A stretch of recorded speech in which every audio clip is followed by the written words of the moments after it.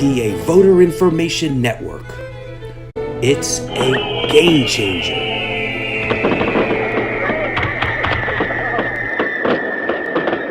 Welcome to PA Voter Information Network. This is Larry DeMarco, your host. This really interesting piece for The Guardian about the Internet of Things and making people predictable.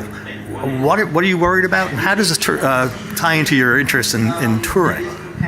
Well, so the project, do you want me to hold it? Yeah.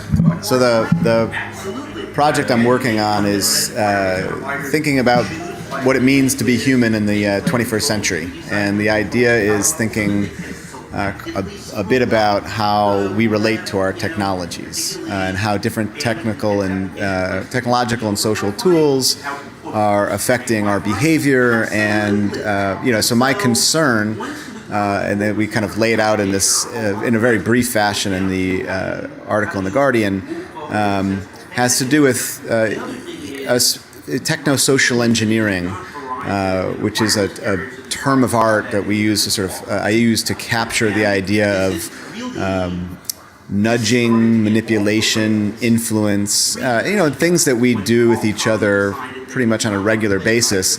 But the concern I have is when we use technological and social tools to shape who we are. And so I guess you might say I'm more concerned with the reference to the Turing test. Turing was concerned with, how would we know when we've created an intelligent machine? And I'm not really interested in intelligent machines. I'm interested in knowing when we have unintelligent humans or unintelligent people. How common are unintelligent people? Well, I think there's plenty of unintelligent people. There's a variance there, for sure. But by unintelligent people, what I mean by that, it really is more of a metaphor, is to think about when we as human beings become indistinguishable from a machine. So what Turing did, which was the wonderful move that he made, was to say, I want to figure out, how would we know when a machine has become intelligent? And he said, well, it's very hard to define what intelligent exactly is. It's a really difficult definitional question. So instead of defining it, he said, well, why don't we judge machines against the baseline of humans, right? So if a machine was indistinguishable from a human with respect to intelligence, with respect to a set of questions or stimuli that we asked of the machine, well, that would tell us we've got a remarkable machine on our hands, right? And so the idea I have is to ask the question from the opposite side of the Turing line, the line between humans and machines. Let's use machines as a baseline against which to judge or evaluate humans or our behavior in different technological contexts. So when do we act in a machine-like manner?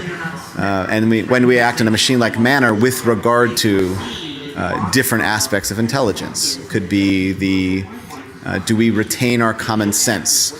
Do we retain other intellectual capabilities, navigation through the world, our ability to relate to each other, our ability to sense and feel different things, and things that machines characteristically don't. So again, machines would be a useful baseline because they don't have common sense, or machines don't feel emotions, for example. And so if a human behaved indistinguishably from a machine with respect to feeling emotions, then that would tell us there's something remarkable about the human. Does that make sense? Well, it makes sense, but for sure. But part of Turing's move was to take this, let's say, impossible question of determining intelligence and said, well, if we'll set up a test, we'll make this observable. And we're not going to try to probe the inner state of the machine. We're going to see if it passes as a human. You use the word indistinguishable, and I think it's exactly the sort of Turing word. Going in the other direction, if you're going to talk about human feelings, how how can we tell when human and machine are being indistinguishable? Because feelings seem to be an inner state. Yes, they do.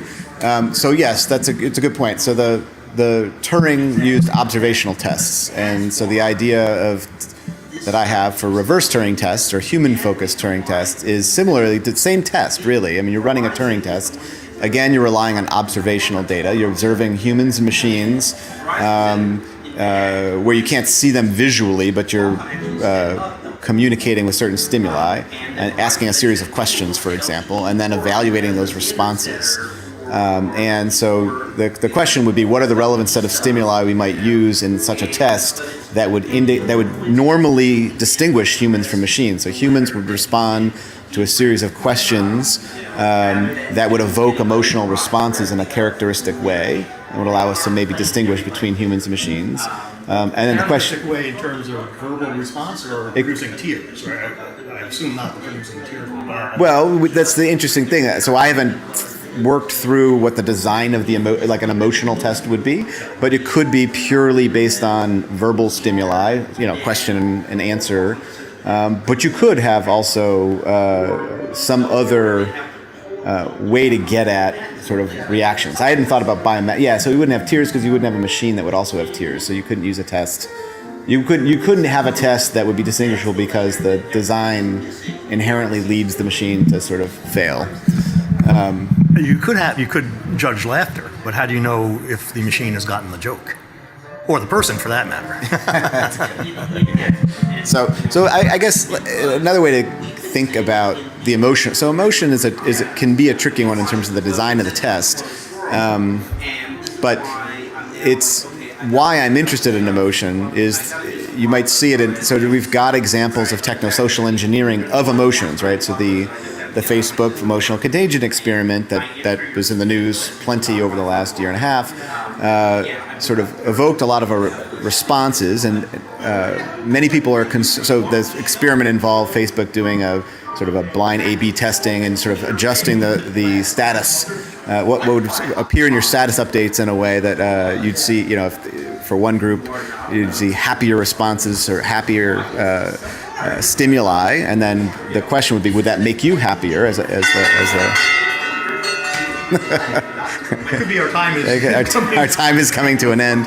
So most people in the Facebook emotional stimulation contagion story, most of the concern was about, in the press, was about informed consent, was there IRB approval, largely process concerns, right?